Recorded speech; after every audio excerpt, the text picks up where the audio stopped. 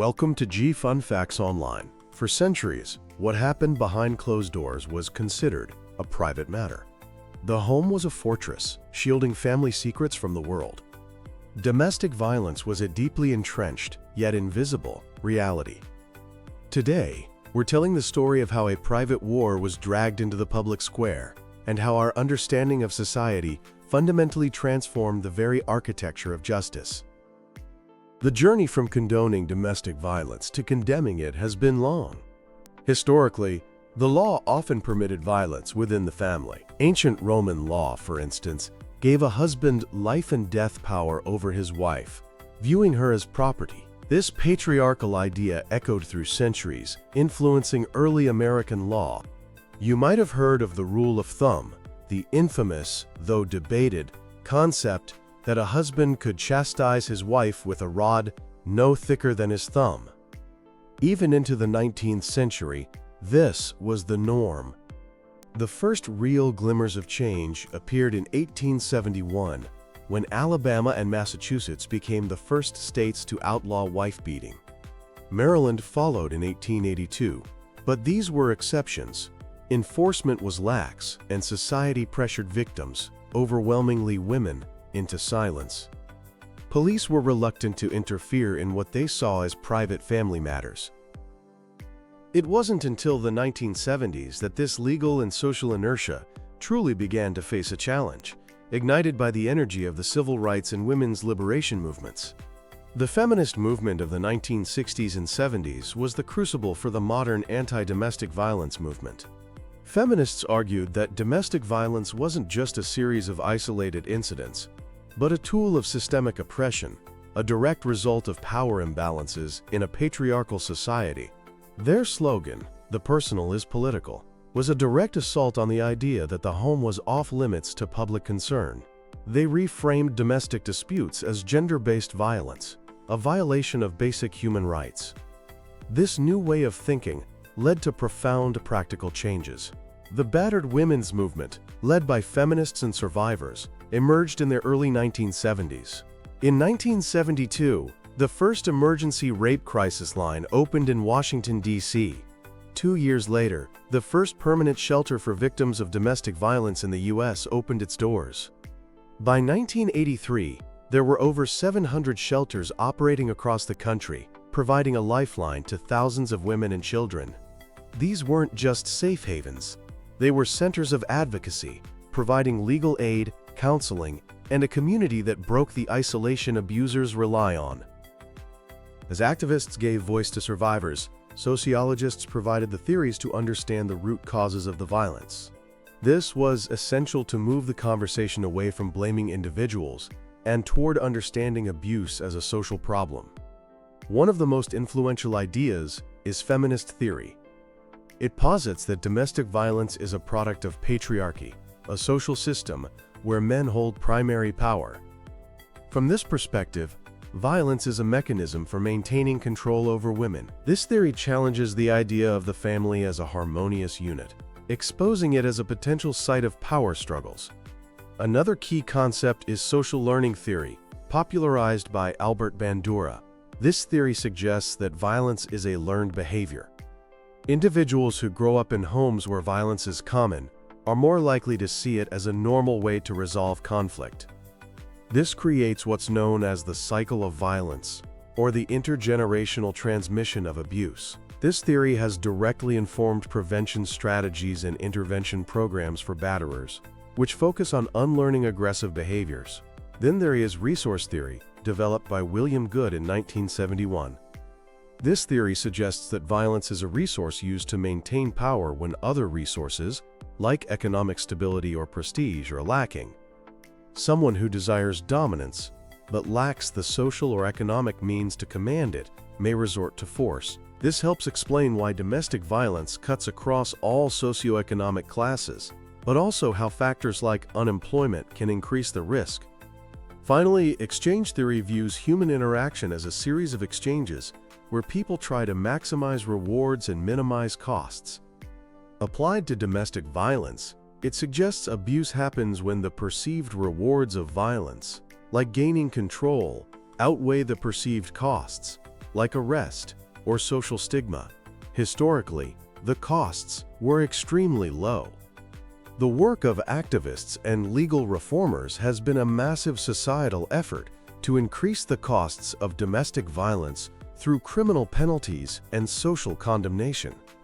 Together, these theories provide a multifaceted explanation for why domestic violence occurs, and, crucially, they point towards societal solutions, not just individual blame. This fundamental shift in understanding eventually forced the hand of the legal system. One of the most important cases was Thurman versus City of Torrington in 1984. Tracy Thurman was brutally and repeatedly attacked by her estranged husband over 8 months. Despite her numerous calls for help and a restraining order, the police consistently failed to protect her, dismissing her case as a private marital issue. The final, horrific attack left her partially paralyzed while police were on the scene but slow to intervene. She sued the city, arguing the police gave her less protection than other crime victims, a violation of her constitutional right to equal protection. The court agreed. The case sent shockwaves through law enforcement and led directly to the passage of laws that mandated arrest in domestic violence cases, removing officer discretion. However, the legal journey has had setbacks. In the 2005 Supreme Court case Castle Rock versus Gonzalez, Jessica Gonzalez, 3 young daughters were murdered by her estranged husband, who had abducted them in violation of a restraining order. Despite her frantic pleas to the police to enforce the order, they failed to act. The Supreme Court ruled that she did not have a constitutionally protected right to the enforcement of the order. The decision was a blow to advocates, underscoring that a right on paper is meaningless without a guaranteed remedy. More recently, in 2024, the Supreme Court case United States versus Rahimi addressed the link between domestic violence and gun rights. The court upheld a federal law that prohibits individuals subject to domestic violence restraining orders from possessing firearms. The decision was a crucial victory for survivors, recognizing that the presence of a gun makes it 5 times more likely for a woman to be murdered by an abusive partner. Alongside court battles, landmark legislation reshaped the legal landscape. Spurred by cases like Tracy Thurman's, states began adopting mandatory arrest laws. This marked a monumental symbolic shift. Domestic violence was now officially a crime to be taken seriously by law enforcement. But the single most important piece of legislation was the Violence Against Women Act, or VAWA, passed in 1994. Championed by then-Senator Joe Biden, VAWA was the first comprehensive federal law designed to end violence against women.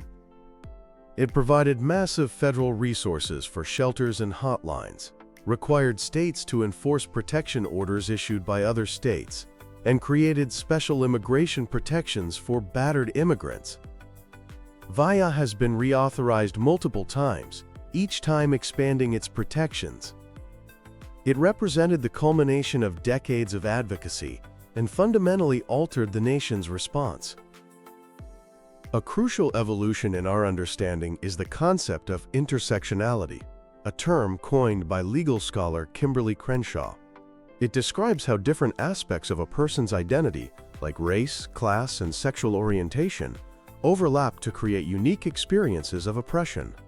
A one-size-fits-all approach to domestic violence simply doesn't work. For example, Black women experience intimate partner violence at a rate 35% higher than white women, yet they may be reluctant to call the police for fear of police brutality against their partner, or for fear of being disbelieved themselves. For immigrant survivors, abusers often weaponize their immigration status, using threats of deportation to maintain control. For victims with disabilities, the abuser is often also their primary caretaker, creating a terrifying dependency. And in the LGBTQ+ community, an abuser might threaten to out their partner to family or employers, and survivors often face a system that has historically excluded them. Recognizing these intersections is essential for creating a justice system that is truly just for all. Despite decades of progress, the transformation is far from complete. For many survivors, the justice system is a re-traumatizing experience.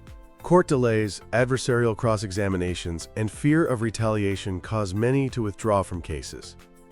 This has led to debates over no-drop prosecutions, where the state proceeds with a case even if the victim wishes to withdraw, highlighting the tension between holding abusers accountable and preserving a victim's agency.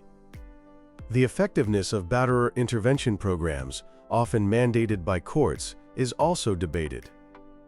Research has shown mixed and often discouraging results, with high dropout rates and little to no effect on recidivism in some studies. Looking globally, we see different approaches. Sweden, a leader in gender equality, has a strong state-funded safety net for survivors. Japan, in contrast, has had a slower response due to a cultural emphasis on family privacy, only passing its first domestic violence law in 2001. The United Kingdom's recent Domestic Abuse Act of 2021 is a significant step forward, creating a broad statutory definition of abuse that includes emotional and economic control. The transformation in how we see domestic abuse is a revolution. The sociological insight that this violence is about power and control has moved the issue from the private sphere to the public domain. The law no longer sanctions the rule of thumb but sanctions the abuser. Survivors are no longer entirely alone, yet this revolution is unfinished. Legal rights are not always self-enforcing. A truly just system must be an intersectional one.